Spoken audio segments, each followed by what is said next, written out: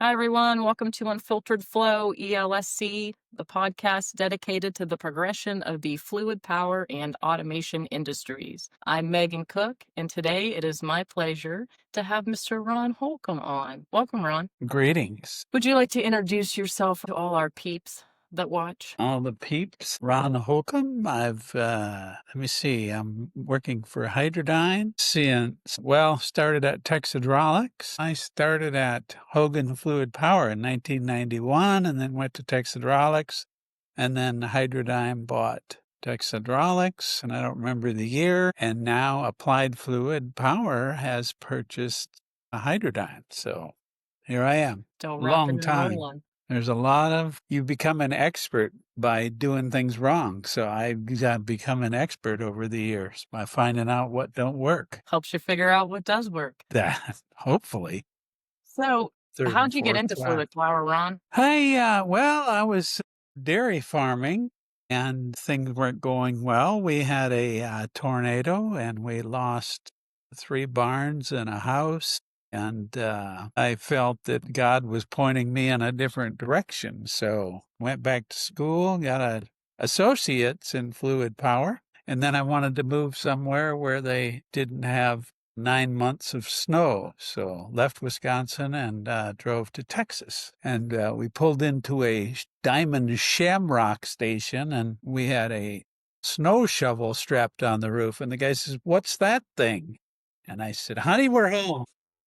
This is the spot for us. This is fireworks. This is where we're going to stay." They don't know what a snow shovel is. Exactly. Oh, very good. Well, you've been in the industry for a hot minute here. So, what do you consider your most fun or important project, or both? Most rewarding is probably design of a seismic exploration vehicle that was a track vehicle made for oil exploration in Alaska mainly. They also sold some into Russia, I guess. And that was a fun project. I did a ballast control system on a offshore platform that was fun and interesting, and got to go out on a couple rigs and that's a couple of the things, but lots of things over the years. So, with the changes that have been happening with smart technology and IoT, what have you seen in improvements there and differences in systems? Well, everything seems to be, everybody's looking at electric. Everybody's looking at electric in the oil patch. A lot of it is they want tell the shareholders that we're green, so they paint it with green paint, and then they take off the hydraulic motor and put on an electric motor. But there's been a lot of change in automation, trying to get things safer, more electronics, more feedback, cameras, all manner of stuff. This is true.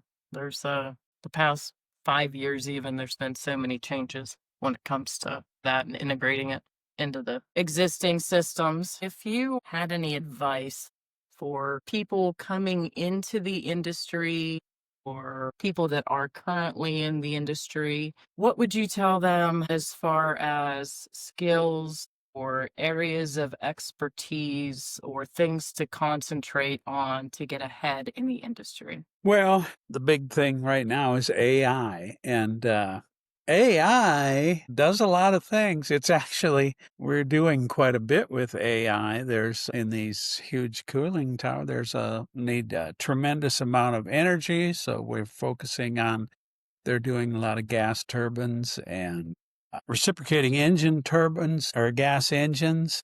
And so there's opportunity for, on the power generation, look into that and be cognizant of electricity and how it's used and the variable frequency drives. But AI is not going to replace on the distributor level. Sure, I can load into my computer, I need a DO3 valve, and it's going to give me 1,000 different options. But the guy that walks in the store and has a pump and he doesn't know the flow and he doesn't know the pressure that's still gonna, you can't, you don't know the question to ask AI. AI doesn't create anything. It goes out there and looks at what's already been done. So, same knowledge as always. You got to understand flow and pressure and how things work, torque, all those relationships. It's an interesting time, that is for sure. It is. And you mentioned power gen. Data centers and power gen are blowing up right now, it seems like. So it's good advice. What do you see as the biggest current challenge in fluid power right now?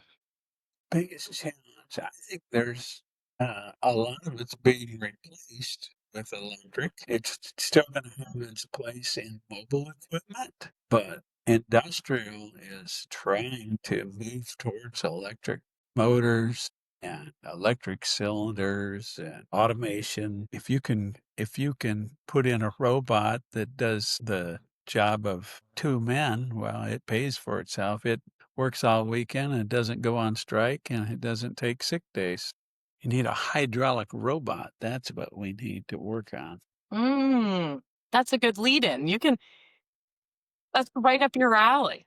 Yeah, You're set for that. absolutely. So talk to us about this hydraulic motorcycle you have sitting down there. Talk about that project. Well, back in, how long ago is that? Back during the Orange County chopper days, Hydradyne would always have a booth at OTC, which is the Offshore Technology Conference. And so you'd sit there in a booth all day with a pump and a filter and nobody would come by. And so I told the president, I said, we need something to draw people in here. And I said, I think we should build a hydraulic motorcycle. And he said, well, what would that cost? And so I went back and picked out the parts and how I wanted to do it and found somebody who would build the frame and told him how much I wanted. And he said, well, no, we can't do that. And I said, I've fallen in love with this thing now. We got to move forward. You furnish the hydraulics and the electronics and I'll do the rest. And so it took 4 years and built the hydraulic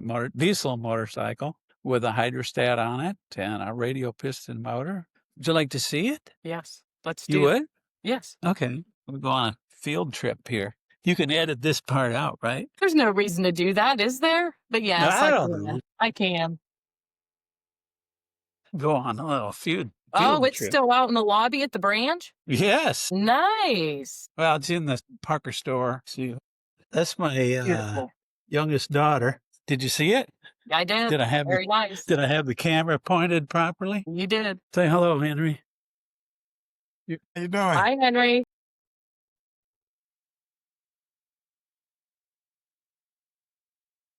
There I don't she know if I got the is.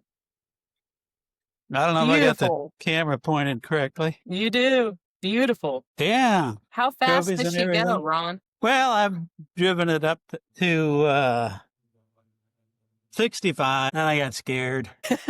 Anyway, I got scared and slowed down.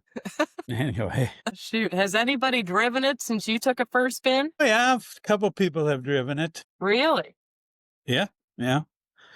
It's interesting. It's very heavy. It likes to go straight. It doesn't like to turn. Kind of an integral part of a Yeah, vehicle there, isn't it's it? important to turn and stop. Anyway, I'll get back You're in here just where it's taking us quieter. through a tour of the Houston branch there. Look at that. Yeah, exactly. We're up the branch. Well, there There's a you nice go. write-up in the Hydraulics and Pneumatics magazine, What year is that, Ron? December 2011. So there you go. How old was your daughter then, and how old is she now? I don't know.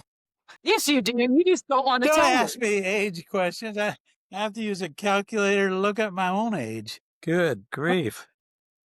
No, the brilliant math mind that you are. Ugh. Well, here's an off the books question. We've Uh-oh. already talked acquisition, so I won't ask you that. But what advice would you give yourself if you could go back when you were first starting in the industry? Young Ron getting started after he moved to the great weather. What would you tell him? After I got out of the snow? Oh, man, that's a tough one. I don't know. What did I? Tough question. Can I circle back? I don't know. I don't know what I would change. Doesn't Hey, necessarily have to be changes. Learn all you can. Everybody has something to offer. Customers, factory reps, everybody has something you can glean something from, and just listen and That's what I was take their going to advice. say. You probably can articulate that better than anybody in getting in front of a customer, being an elephant and not a crocodile, and ask as many questions as possible. That's what has made you so successful over the years. Yes. Yeah, I agree. Some customers don't like it, but some appreciate it Right. because you ask a question, you may have asked something that they didn't think of. And one customer remarked to me recently, "That's what I like about you. You ask a lot of questions." But it's hard for me to present a solution if I don't know the problems and the ins and outs. And I worked on uh, got a call from Brown and Root, and they wanted to upgrade this dredge down they were dredging. I had this dredge down in Galveston for dredging the ship channel. And a huge ship, and they vacuumed mud, sludge off the bottom of the channel and up into tanks, and then they'd go out and open it up. Well, this boom there was all mechanical winches and clutches, and I would ask this engineer all these questions, and he didn't know anything. Brown and Root had the engineering contract to upgrade this thing. I said, "Well, can we go look at it?" Yep. So we drive down to Galveston, climb around this thing. I asked him more questions. I said, "How do you want to operate it?" And he didn't know. I said, "Find me the guy that runs these levers right here." Well, he's down in the lunchroom. Okay, well, let's go there. Sat down with him for 30 minutes, made notes, went back to Alice, put up a big proposal, winches, pumps, hydraulic controls, joysticks, and all this stuff. And thank you. Oh, this is great. Give him a schematic and a quote, and never heard back. I called him back about a year later, and I said, "What's up with this program?" "Oh, well, yeah, thanks. We presented the proposal, and they're going to do it up in New Jersey or something on the East Coast. So they purchased all the things up there." So Brown and Root got paid for my engineering, and some other salesman got commission. So one of the things I've learned, is don't have Brown and Root for a customer. I gave up that customer that day. And B, be careful to cover I have a rule about strike one and you're out on things like that. Your time is your most valuable asset. This And is so make good use of it. true. Is that the only time that happened to you? No, no, no, no. I had a deal at NASA one time, and the guy says, I need a air regulator. We're gonna have this cylinder. We're gonna have this guy hanging from this cylinder, and then we hold up a percentage of his weight, and he can hop around on this thing and pretend like he's on the moon or Mars or whatever by how much of his mass that we hold on. Okay, well, so I quoted him a electric regulator. We calculated out how much we needed to put in and how much air we needed to exhaust, and give him a quote, and it was less than $2,000. Well, then he called back, and a week later, well, what's the airflow rate and exhaust if the air pressure is this? So I got that. Every week he would come up with a new question. And I finally said, "Why don't you just order the dang thing and test it out? I mean, it's not that much money." "Well, they gave me till November to finish this project, and you finished it already, and I got to stay busy till then." Okay, my government dollars at work. That's what I was just gonna say. Lesson number 2, don't call on NASA. Yeah. Mm, Well, Ron, it's good to see your face. It's been a minute. Alan and I should make a swing down to Houston so we can see you in person here. But Well, there you go. You could buy me lunch. That would be that's fun. right. We could.